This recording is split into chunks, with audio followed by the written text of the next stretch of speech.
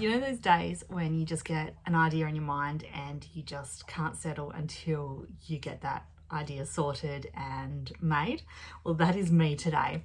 I've had in my mind over the weekend that I want to make a pair of cherry earrings using beads. Now, I've woken up this morning and I've got so much other things to do, but I have to make these cherry earrings first because otherwise I'm just going to continue thinking about them. So I thought I'd bring you guys along with me whilst I figure out how I'm going to do this. Okay, so I've had a sort through my supplies and I've got my container of glass beads here. Or should I say my sorted glass beads here. I do have a lot more beads. This one's got some little nice sparkly red ones in it here. So I thought they might be really good for using for the cherries. I also was going through my stash of eye pins and head pins.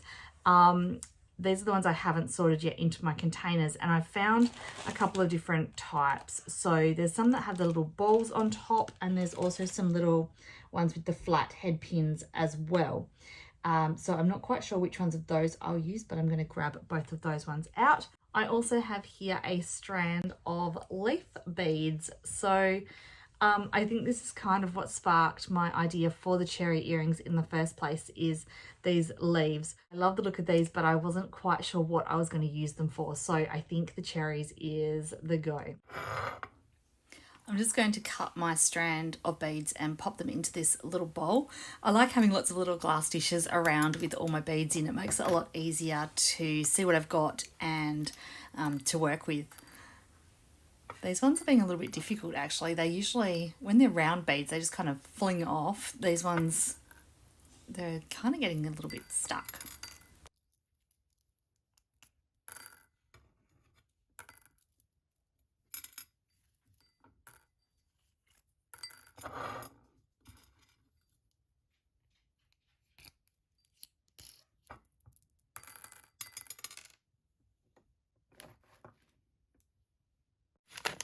So I'm going to grab out a couple of these head pins. I'm going to need 4 for my one pair of earrings.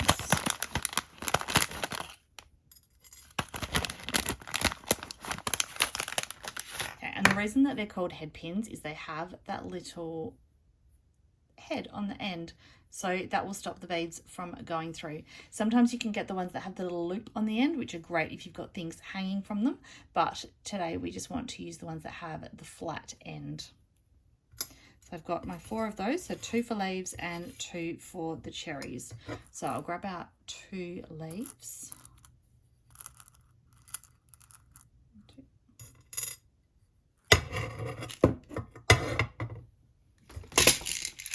And then I have my box of beads here. Now these are the ones I'm thinking of using, these beautiful sparkly red ones. So we'll grab out 2 of those. 1, 2.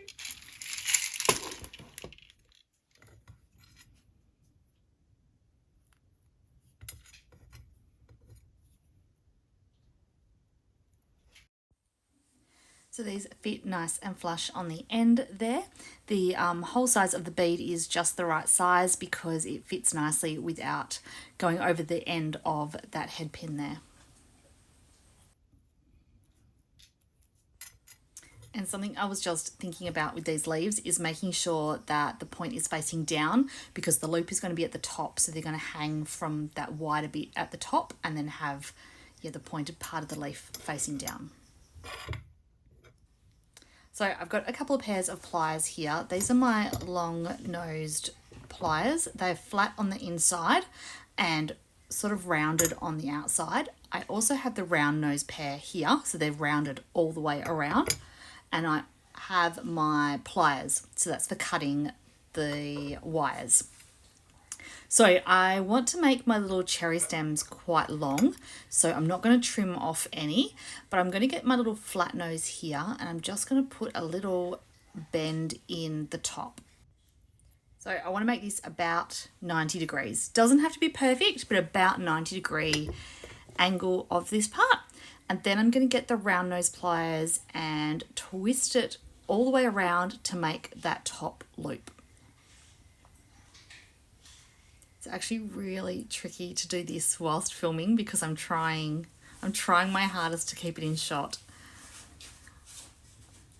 I'm just going to fiddle with that top bit there just to make sure that that loop is nice and neat. And there we go. It's a bit tricky to see, but it's pretty much closed up all the way around. We don't want any gaps left. I'll do it again with this one. So just doing that little 90-degree twist to start with.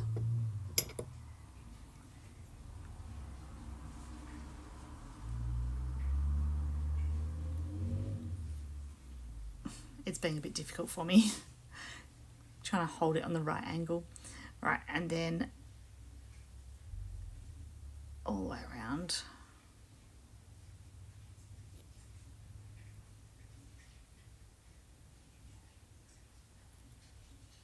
And I find that just using the round nose pliers gives it a much nicer shape than if I use the flat, because the flat ones, the ones that have the flat bit, kind of keeps a bit of a flatness to the loop. So by using those round nose pliers, it puts a nice circle on.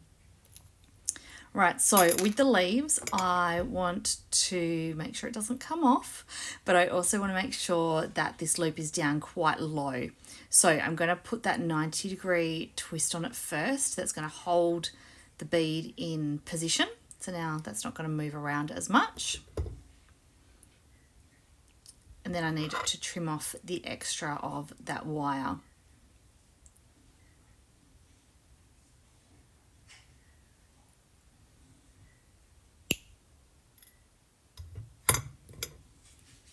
Alright, so it's always better to trim more, rather trim less than you need, so you've got more there, and then you can go back and trim more afterwards. Like, that's just, as I was going to twist it there, I was like, it's a little bit too long, so I'm just going to trim off that little bit extra, because obviously you can always trim more, but you can't add more back on. Alright, and then round it with the loop. And I want this loop to come right back down pretty much to the top of that bead there, so that we don't have any extra of the wire, the pin hanging from the top. All right, so we'll go again.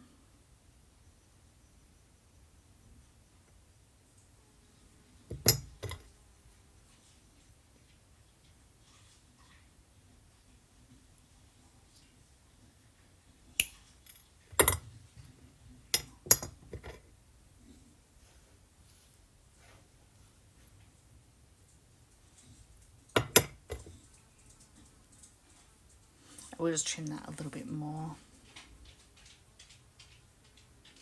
Always be really careful when you're trimming as well, because it does shoot across the desk quite ferociously sometimes. So just definitely watch your eyes as you're trimming any wires.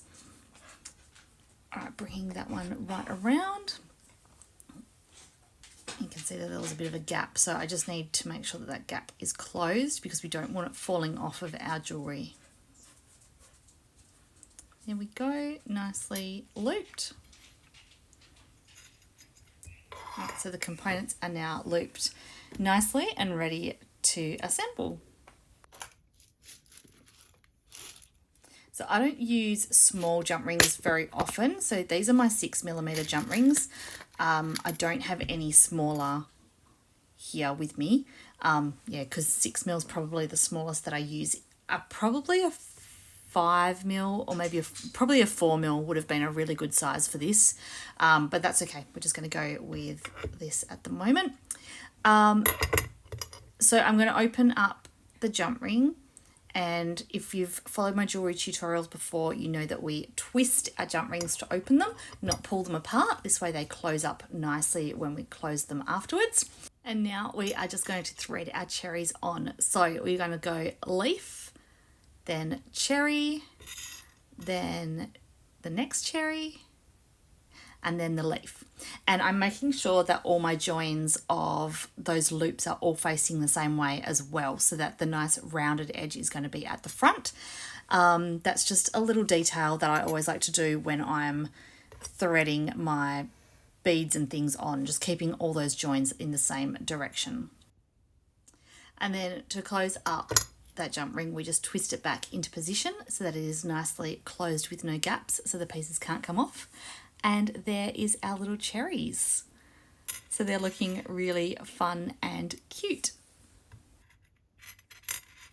And now I've just realized that I forgot to put the hook on the top. So I'm gonna have to reopen that top jump ring again. So that is also the benefit of the twisting to get it back into position, because now I have to reopen it. We don't want any sort of distortion, so it's just going to come back exactly the same again.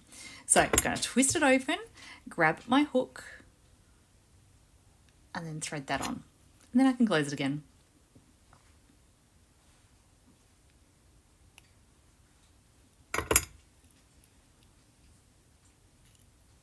So now my first of my pair of earrings is done.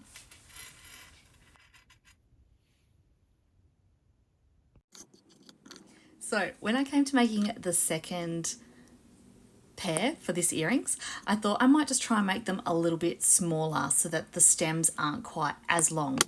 Now, in hindsight, looking back at it, I probably cut too much off here and made them a little bit too small. I probably should have just cut a little bit less than that off. But yeah, so I thought I would just put this into the fast motion and just show you me doing it again, just as a comparison for the large and for the small. But the large definitely ended up looking a lot better than the smaller did. I quite often talk about proportions when it comes to making things, and I think that was the issue here, is that the size of the leaf compared to the size of the stem and then the cherry is just not the right proportions. So I definitely should have left those stems a little bit longer.